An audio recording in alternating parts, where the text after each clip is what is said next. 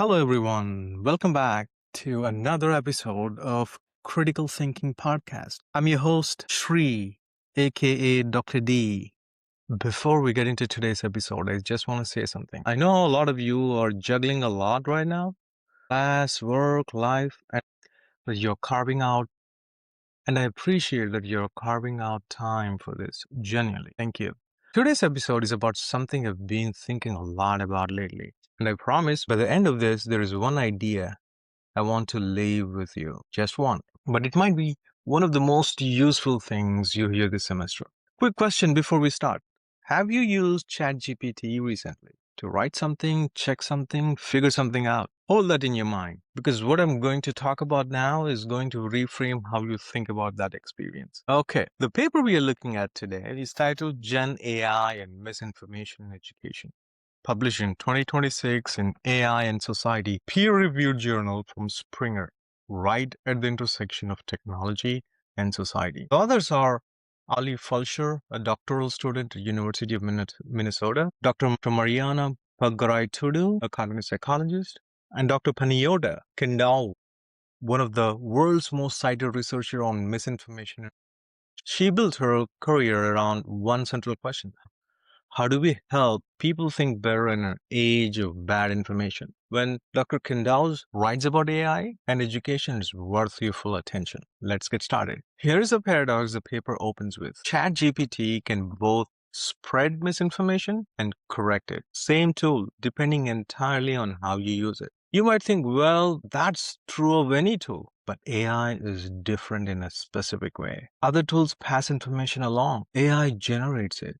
It produces confident, polished, and fluent responses. Whether those responses are true or not, that's not a small difference. And dealing with it requires a kind of thinking that, if you've been paying attention to in critical thinking class, should sound familiar. The researchers reviewed 20 peer-reviewed studies. It's an honest number. This literature is still young, but 3 clear findings came through, and each one connects directly to what we do together in class. Finding number 1.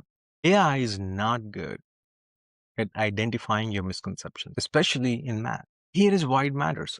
GPT is a pattern matcher. It predicts what words comes next based on patterns in billions of texts. It's not reasoning about your thinking. It doesn't ask, why did this student get this wrong? Or what does this error reveal about their understanding? When you make a math error, that error usually isn't just a slip.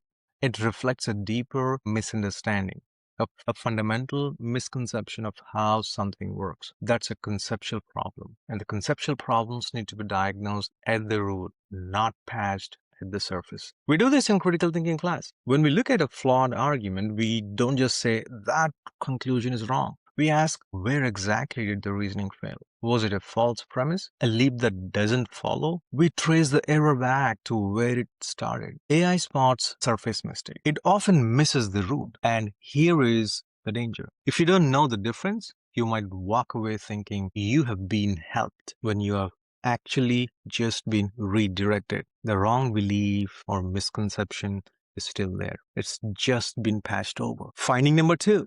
AI is genuinely useful for pre-bunking. Some of you have heard me use the word inoculation in class. Same idea. Pre-bunking means exposing people to misinformation before they encounter it in the real world, in a controlled, safe setting. So they build resistance. Think of a vaccine, a weak version of the threat. Your immune system recognizes it. So when the real version shows up, you are ready. That is exactly what we do in critical thinking. When we study fallacies, we don't just name them, we feel them. We feel how they pull at you, how persuasive they are, even when you can see they're wrong. That experience is inoculation. We are literally building our cognitive immune system in real time. One study in this paper had students write fake news, not to spread it, but to understand how it's constructed. And they came out more resistant, because when you build a trap, you stop being surprised by a trap. AI can support this kind of learning. Simulations, game, tools that make misinformation visible and interactive.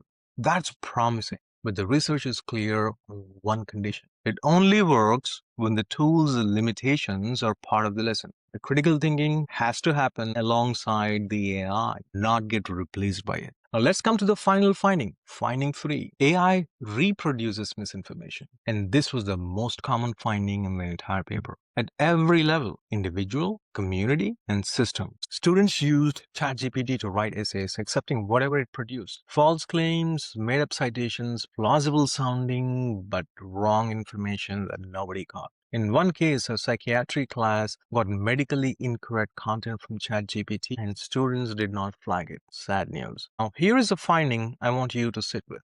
Middle school students who spent time with ChatGPT started believing it could reason like a human. Or better, not because they tested it, because it was fluent. It answered everything without hesitation, without uncertainty, without ever saying, actually, I'm not confident about it.